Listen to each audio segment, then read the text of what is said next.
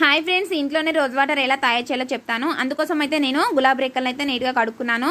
ఒక గంజులోన ఒక చిన్న గిన్నె పెట్టుకొని ఆ గిన్నె చుట్టూ అయితే గులాబీ రెక్కల్ని వేసుకున్నాను. ఇలా గులాబీ రెక్కలు వేసుకున్న తర్వాతనైతే నేను చిన్న గ్లాస్ తోటి అయితే ఒక 4 గ్లాసుల దాకా వాటర్ పోసుకున్నాను.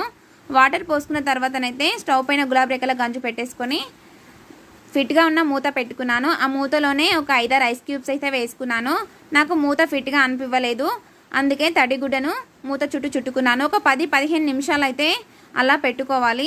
ఇప్పుడు 15 నిమిషాల తర్వాత మూత తీసి చూస్తే రోజ్ వాటర్ రెడీ అయిపోయింది. ఇలా వైట్గా ఉన్న రోజ్ వాటర్ అయితే మార్కెట్లో దొరికేలాగా రెడీ అయిపోయింది. ఈ రెడ్ రోజ్ వాటర్ కూడా పనికొస్తుంది. ఈ రెడ్ రోజ్ వాటర్లో శనగపిండి వేసుకొని ఫేస్కి అప్లై చేసుకుంటే చాలా మంచిది, ఫేస్ గ్లో కనిపిస్తుంది. ఈ రెడ్ రోజ్ వాటర్ చాలా రోజులు ఉండదు, వైట్ రోజ్ వాటర్ అయితే చాలా రోజులు ఉంటుంది. మనం ఒక డబ్బాలో పోసి పెట్టుకుంటే చాలా రోజులు ఉంటుంది.